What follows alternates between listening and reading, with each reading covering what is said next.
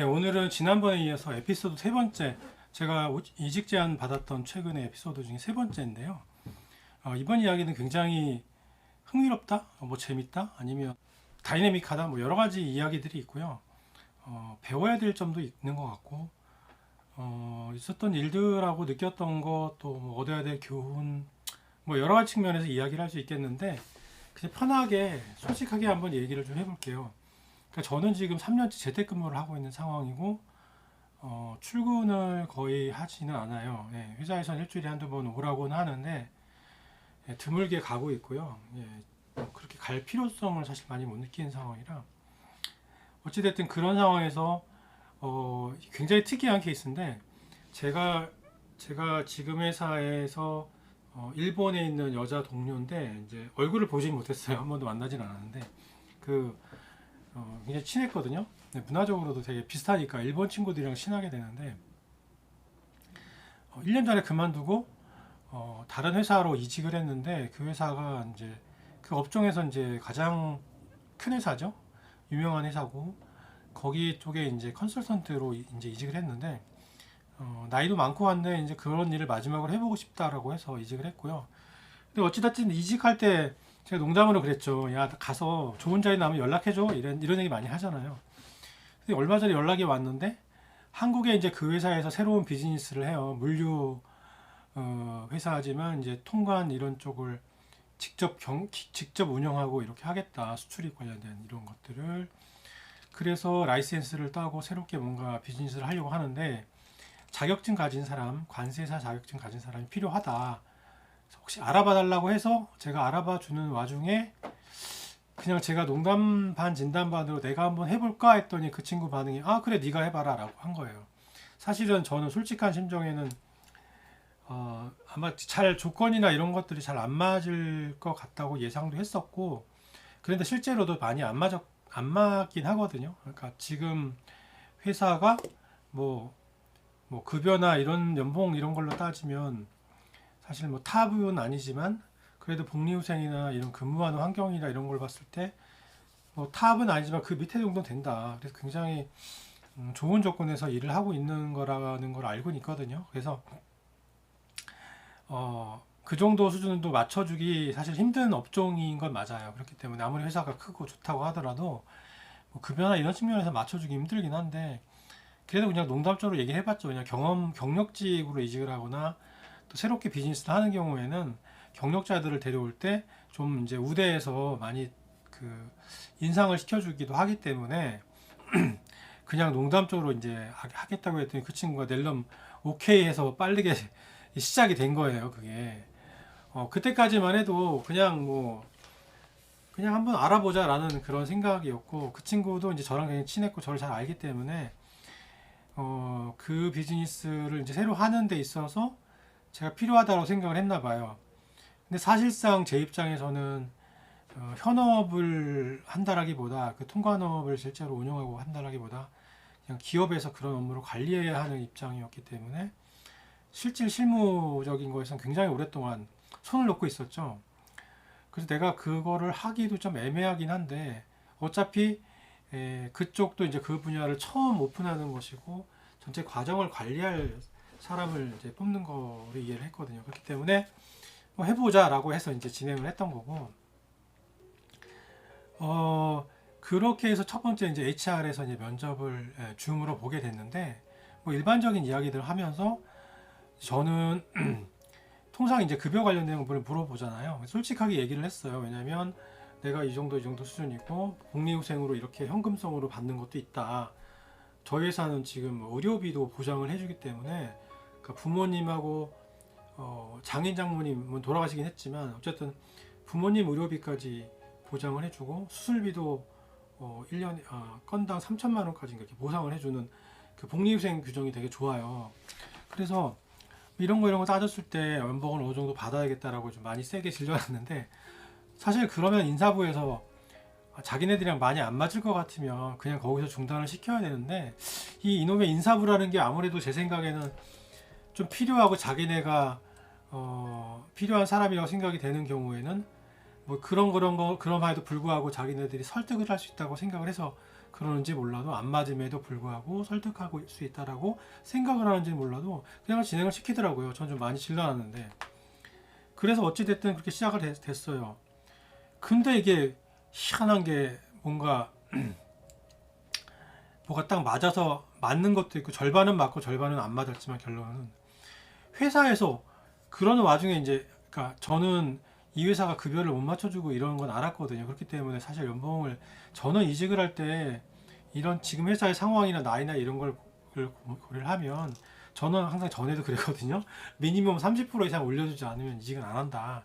의미가 없기 때문에 그런 거예요. 실질적으로 뭐 급여나 이런 측면에서 봤을 때 물론 이직을 하는 목적이 반드시 급여 측면은 아니지만 자기가 정말 어떤 가치를 꿈꾸고 있는가에 따라서 사실 이직을 하는 거예요. 내 직무적인 커리어나 내가 어떤 뭐 나중에 사업을 할 수도 있고 아니면 직무에서 어느 정도 올라가서 그 업무에 대해서 전문가가 되고 싶다 뭐 이런 회사 내에서의 그런 어떤 목적이나 그 직종에 대해서 직무에 대한 목적이 확실하게 있어야 되는데 그것들은 가치관에서 비롯되는 거죠. 내가 어떤 꿈을 꾸고 있는가 뭐 여러 가지 종합적으로 판단을 하는 건데 단지 이제 급여만을 보는 건 아니에요. 근데 제 나이랑 제가 이직을 여태까지 많이 해왔기 때문에 굳이 뭐 다른 거 보고 이직을 할 수 있는 상황도 아니고 그렇기 때문에 그냥 뭐 연봉 측면에 얘기했을 때 솔직하게 얘기를 했었고요.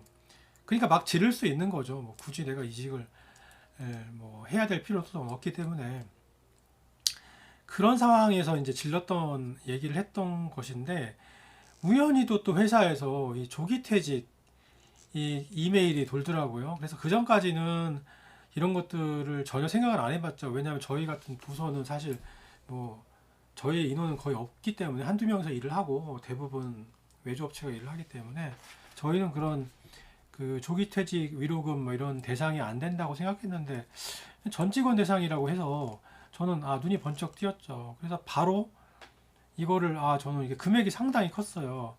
우리가 이제 이런 조기퇴직 위로금 이런 거 생각할 때 사실 금융권이나 뭐 일부 대기업들이 뭐 4년치 연봉 뭐 이상 막 이렇게 얘기하는 그런 수준은 아니고요.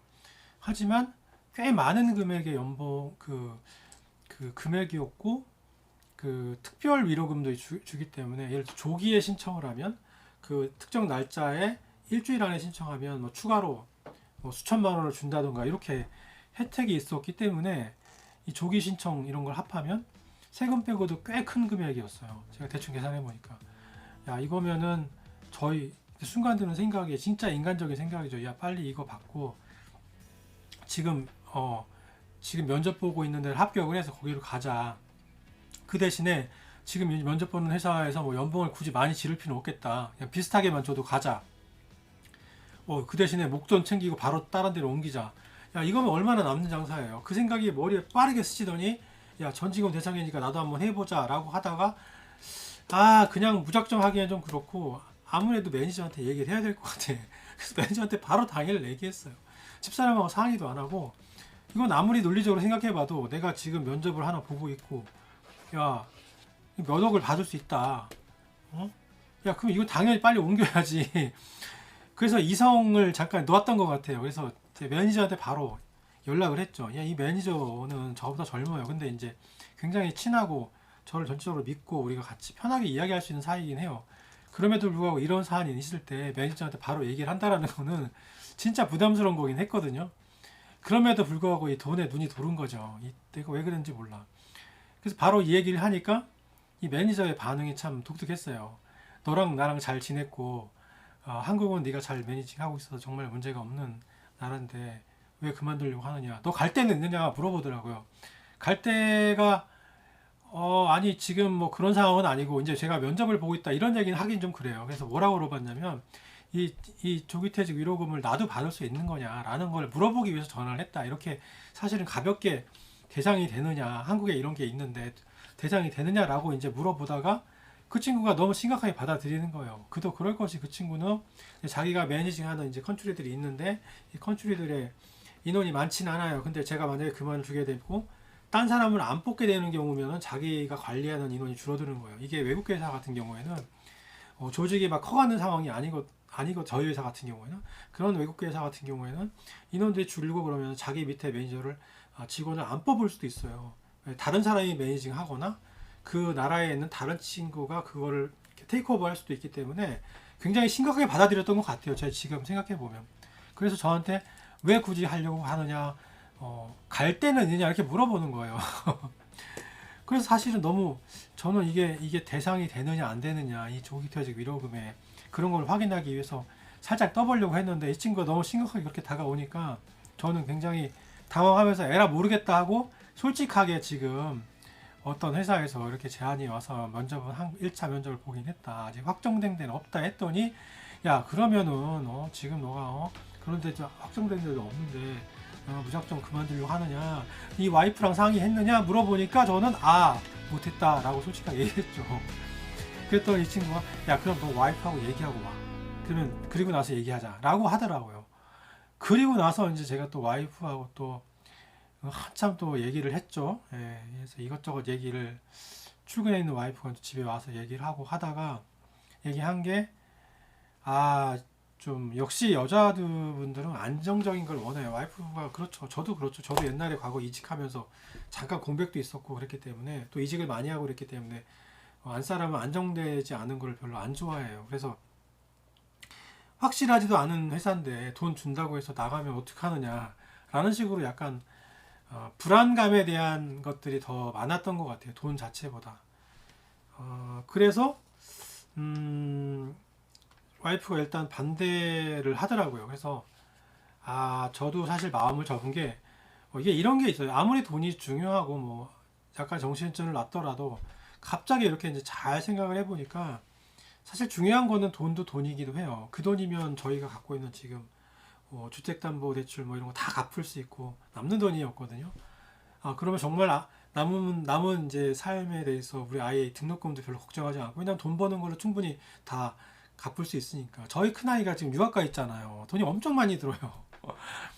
야 그러면 이 정말 인간적으로 힘든 삶을 좀 편하게 살 수 있겠다라고 생각을 했는데, 그리고 그런 생각에서 이제 추진을 했다가 저희 집사람의 이런 반대를 듣고 좀 불안해하는 모습을 듣고 저는 사실 인간적으로 어떻게 생각을 했냐면, 그래도 아무리 돈이 중요하고 뭐 다른 게 중요하긴 하지만 집사람이 불안해하는데 이거를 내가 굳이 해야 되나 라는 생각이 들더라고요. 그래서 집사람의 마음을 좀 사실 편하게 하자, 진짜 이성적으로 생각을 하면 그냥 한번 지르고 돈 받고 그 회사 면접 보고 있는 회사를 가던, 아니면 뭐 몇 개월 안에 취직을 할 수 있다는 전 자신감이 있었으니까 가면 되지라고 생각을 했는데, 또 혹시 모르잖아요, 사람 일이라는 게.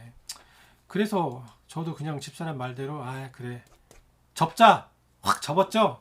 그리고 매니저가 결정이 되면 전화를 달라고 하더라고요. 바로 그날까지 전화를 달래요. 또 뭐 그 위에 매니저가 있는데 걔가 휴가를 가기 전에 결정을 해야 된다. 왜냐면 3주나 휴가를 가니까 그런 일이 있으면 빨리 얘기해야 된다고 하는 상황이 잘 그렇게 이상하게 돌아갔어요. 그래서 저는 생각할 틈도 없이 또 바로 또 얘기를 해서 야 나 안 가기로 했어, 너랑 같이 있기로 했어, 딱 그렇게 얘기해버려 말았습니다. 그랬더니 그 매니저가 하는 말이 걸작이에요.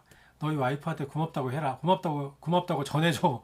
예, 그만큼 저랑 일을 하고 싶었다. 뭐 안 가게 돼서 다행이다. 뭐 이런 거겠죠. 아니면 직원 이탈하는 거를 자기가 잘 막았다. 뭐 이런 고마움이겠죠. 어찌됐든 좋은 매니저나 사실은 그렇게 해서 털었는데, 그게 또 웃긴 게 뭐냐면 그리고 나서도 사실 그 조기퇴직 위로금이 한 3주간의 기간 동안 신청을 하는 거였어요.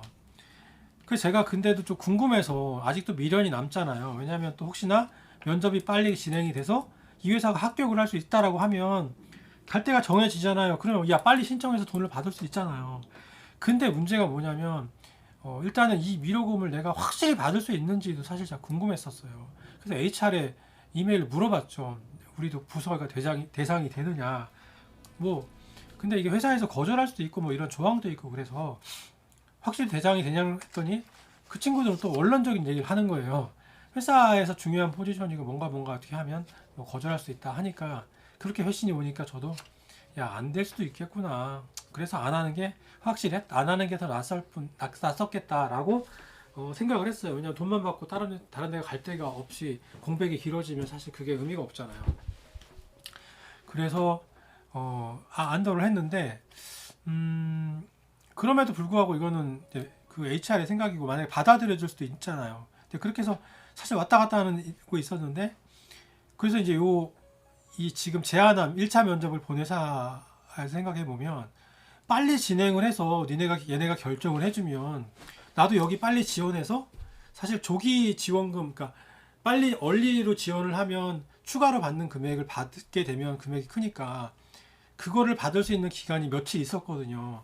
그래서 한 일주일 안에 빨리 결정을 해주면 이 회사 지금 면접 보고 있는 회사가 나를 빨리 채용하겠다고 결정을 해주면 그 일주일 안에 빨리 결정을 해서 돈을 맥스로 받고 그만두고 이직하자 막 이런 머리를 굴린 거예요. 사실 시간적으로 말도 안 되는 얘기였죠. 어떻게 일주일 안에 1차 면접밖에 안 봤는데 2차 보고 뭐 최종 결정해서 저한테 오퍼 주고 이렇게 합니까? 그건 저의 욕심이었죠. 그 욕심을 가지고 그 일본 친구한테 그 SNS로 얘기를 했어요. 통화를 했어요. 그리고 내가 이런 사정이다. 니네 회사가 나를 필요로 하면 빨리 면접을 진행해서 결정을 해주면 내가 일주일 안에 결정을 해주면 빨리 요거 내가 그 조기 퇴직 그것도 받고 니네 연봉 많이 안 줘도 되니까 비슷하게만 주면 나 가겠다 이런 의사를 내가 전달을 했어요. 일단 얘 매니저죠. 걔가 이제 같은 매니저기 때문에 얘기를 한 거예요. 중간에서 다리가 돼서 이런 사정을 얘기해서 그래서 사실은 2차 면접이라고 자기 그 동료들이랑 보는 면접도 줌으로 한번 빨리 보고 또 마지막에 거의 일주일이 다 돼서 실제 면접을 이제 페이스 투 페이스로 이 매니저 외국애랑 같이 그 회사 본사에 가서 실제로 면접을 보게 된 거예요. 정말 오래간만이죠. 제가 그런 면접을 본 게 몇 년 만이냐. 꽤 오래간만인데 실제로 본 거는 줌으로 본 건 있었지만 그렇게 해서 일주일이라는 그 조기 퇴직 그 추가 위로금까지 받을 수 있는 기간이 일주일이고 그 일주일 이후에 한 2주까지 이제 기간이 또 있었거든요. 나머지 돈을 받을 수 있는. 그래서 그게 그 매니저하고 면접은 되게 잘 끝났어요. 1시간 동안 했는데 뭐 영어로 이것저것 물어보고 그러니까 그 친구 자체가 이쪽 통관 관세 이런 쪽을 잘 모르기 때문에 전반적으로 제 얘기를 많이 듣고 얘기하고 뭐 우호적으로 끝났어요. 그래서 굉장히 잘 끝났고 그리고 나서 제가 이제 거의 일주일이 다 돼가니까 또 이게 근데 제가 아무리 생각해봐도 얘네가 나한테 그 면접을 보고 났으면 빨리 컨펌을 해줬으면 좋겠는데 얘네들도 이제 결정하고 또 뭐 하는 시간이 오래 걸릴 거 아니에요. 그래서 야 빨리 결정 안 되냐고 또 이제 얘한테 물어봤어요. 물어봤더니 뭐 자기도 알아보겠다라고 하고 내가 급하다라는 의사를 전달을 했고 그런 과정에 있었어요. 결국은 뭐 결론은 뭐냐면 중간에 이 친구가 이렇게 중간에 도와주고 내 상황을 전달해주고 했지만 나는 좀 급하게 결정을 하고 싶었고 뭐 조기 위로금하고 다 합해서 받고 빨리 결정하고 하면 내가 매니저한테는 안 간다고 이 회사에 남겠다고 했지만 번복도 해버리겠다라는 심정으로 그냥 독한 마음 먹고 이제 막 중간에서 그 일본 여자 그 전 동료를 이제 사실 이용해서 여러 가지 것들을 이제 의사 전달하고 했는데 결국은 되게 지연이 되더라고요. 이 친구들이 좀 빨리 했으면 좋겠는데 또 HR에서 또 면접을 또 뭐 보자고 하고 또 그런 거예요. 그러면 사실 그 조기 위로금 받을 수 있는 기간이 지나버리거든요. 그 면접이 잡혔더라고요. 또 한 번. 그래서 제 생각에 이거는 그 마지막 면접 거의 마지막 면접이라고 했어요. 그게 너랑 그러니까 이 친구가 일본 친구가 어떻게 얘기했냐면 너랑 일하고 싶다. 우리도 빨리 결정하고 싶은데 HR에서 한 번 더 면접을 보자고 하자. 그래서 마지막 면접을 또 잡더라고요.